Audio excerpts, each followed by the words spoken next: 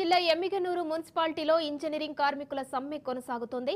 గత 30 ఏళ్లుగా ఇంజనీరింగ్ విభాగంలో పనిచేస్తున్న కార్మికులకు ఎటువంటి ప్రయోజనం ఉండడం లేదని కార్మికులు సమ్మెకు దిగారు. పనికి కనీస వేతనం పెంచాలని, కాంట్రాక్టు ఉద్యోగులను పర్మనెంట్ చేయాలని కార్మికులు డిమాండ్ చేస్తున్నారు. ప్రభుత్వం తమ న్యాయమైన సమస్యలను పరిష్కరించాలని కార్మికులు కోరారు.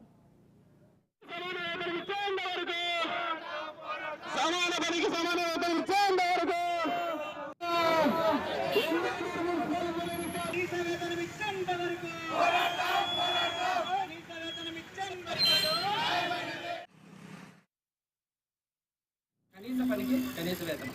ఇంజనీరింగ్ సెక్షన్ లో 2 విభాగాలు ఉన్నాయి, టెక్నికల్, నాన్ టెక్నికల్. టెక్నికల్ వాళ్ళకు 29,200, నాన్ టెక్నికల్ వాళ్ళకు 24,000. రెండవది ఏమిటంటే కనీసం 15 సంవత్సరాలు విధులు నిర్వహించినటువంటి వాళ్ళకి పైబడిన వాళ్ళకందరికీ పర్మనెంట్ చేయాలని.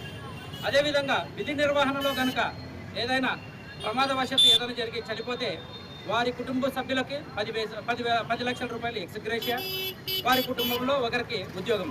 లేదా కుటుంబ విధి నిర్వహణలో కనుక ప్రమాదవశాత్తు పూర్తి అంగవైకల్యం ఏర్పడితే వారి కుటుంబంలో ఒకరికి ఉద్యోగము, అలాగే 5 లక్షల రూపాయలు ఎక్స్గ్రేషియా ఇవ్వాలి. కుటుంబ సభ్యుల్లోన చాలామందికి అంటే ప్రభుత్వ పథకాలు ఇంతకుముందు వర్తిస్తున్నాయి, వాటిని గతంలో కొన్ని కారణాల వల్ల అంటే మేము ప్రభుత్వ ఉద్యోగులు అనే ఉద్దేశంతో తొలగించడమైనది.